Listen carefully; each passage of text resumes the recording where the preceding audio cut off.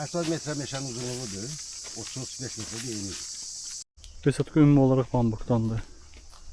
Yoxsullar deyil o. Bunlar hamısı pamukdandır. Sen bunları götürdük.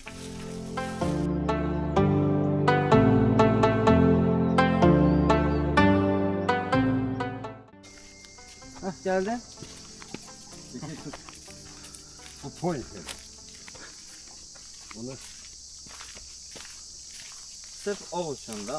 ha sen akıl sen bir de ilazat olur ama bir 2 yılda ona göre ilazat görmüyorsun. Şunu öldürür. Ha. 80 metre meşənin uzunluğudur. 30-35 metre de eniyor. Hem bunlar hamısı özünüz əkmisiniz yoxsa? Deməli, bunları Türkiyə gətirib 59 ildə Bakıya. Bizə laçlara safozları o. O vaxt mən bura deməli bu nədir bu? 92-də necə razı da olmadı respublikalarda. O vaxt yəni buraxıldı elə bir sanki hər şey. Burada safozun bağı idi. Mən özüm haftanlarla buranı aldım. Mən bura köçəndə bax burada bu belə xırdaları 5-6 kvadrat metrdə var. Götürüb kök vasitəsilə hər tərəfini gəçdim. Suya yaxın olmalıdır da orada.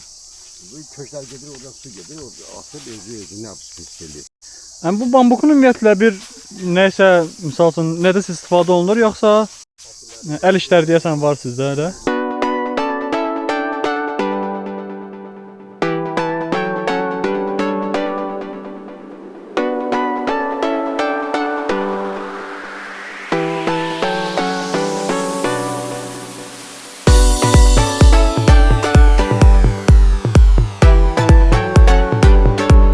Ben burada kesmemişim. Sen yani qar sındırdı 23 metreye kadar olur.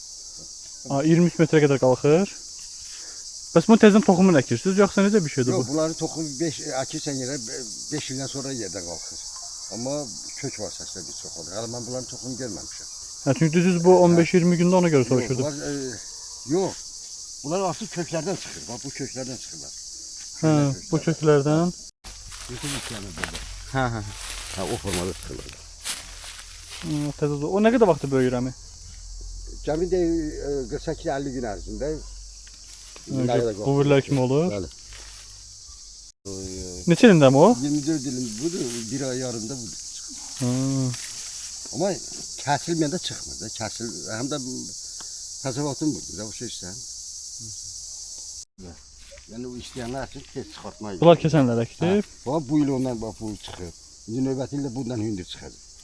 Yəni bax belə artıq. Amma bu çox özü böyümür də, bu kənarından böyüklər çıxır. Bəli, özü böyür. Özü böyümür.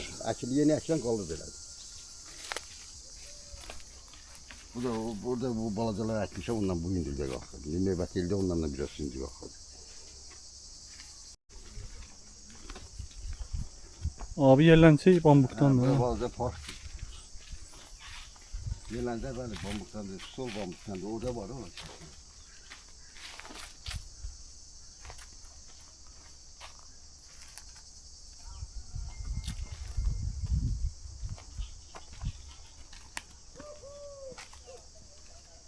Beşikte bütün bambuktandır.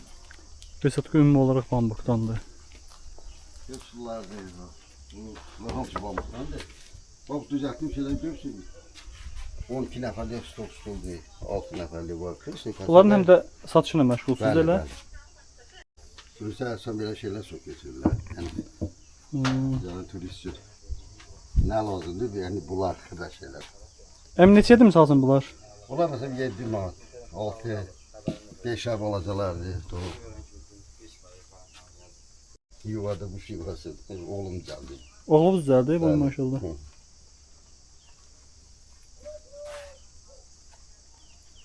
Bu da bambukdur yoxsa bu? Yox. Görürəm Bunu oxuyur. apşifə eləyib satam. Tamam videonu da açıram da. Hə, elə bir şey. Bu stəkanlar neçədir əmi? Onlar 5 min. Bunlar yəni suzat tuturdu yəni əmələ başda. Suzat buraxmır ki elə. Niyə bırakır ki? Gedir uzun müddət. Bu kresoları 12 gün yapmışam, yoklamağa göre bunları koymuşam da hiçbir rəqsə bunları bulmamışam. Ha, bunlar da bambukdan kreslolardır. Bəli.